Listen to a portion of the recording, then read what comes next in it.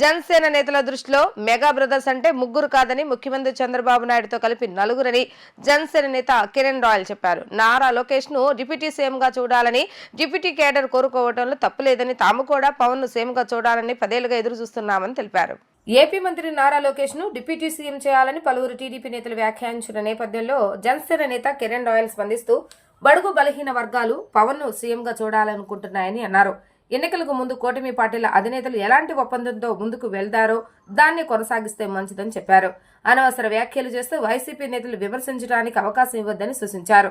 రోజా, పేర్ని నాని వంటి వైసీపీ నేతలు జేబులో మైకులు పెట్టుకుని తిరుగుతున్నారని, అలాంటి వారికి ఛాన్స్ ఇవ్వద్దని చెప్పారు. మంగళగిరిలోని జనసేన కార్యాలయంపై డ్రోన్లు తిరుగుతున్నాయని, అందుకే పవన్ కు భద్రత పెంచాలని అన్నారు. నాయకులు, టీడీపీ కార్యకర్తలందరూ కూడా తెలుగుదేశం పార్టీ యువ నాయకులు, మంత్రివర్యులు నారా లోకేష్ గారిని డిప్యూటీ సీఎం చేయాలని చెప్పి వాళ్ళ మనసులో మాట, కోరిక అని చెప్పి అనేక సందర్భాల్లో వాళ్ళ నాయకులు కొన్ని చోట్ల మాట్లాడుతున్నారు. 2-3 ప్రాంతాల్లో చూసాం మనం ఆయన డిప్యూటీ సీఎం చేయాలనేసి.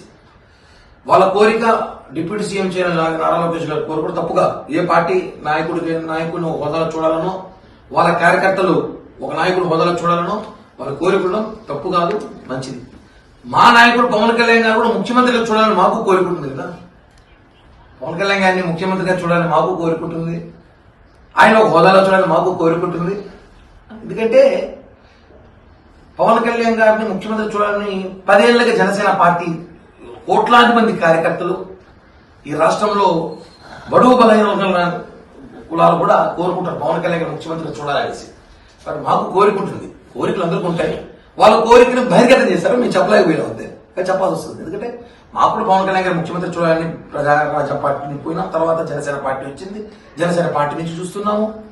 చూడండి, మేము ఒకటి చెప్పేది ఏమంటే, ఒకటే కూటమిలో మనం ఉన్నప్పుడు ఎన్నికల ముందు ఏదైతే ఒప్పందాల ప్రకారం పెద్దలు ఇద్దరు అధినాయకులు కూర్చొని ఒప్పందాల ప్రకారం ఎన్నికలకు వెళ్ళామో దాన్ని కంటిన్యూ చేస్తేనే మంచిదిగా ఉంటుంది కూటమికి రాబోయే రోజుల్లో కూడా.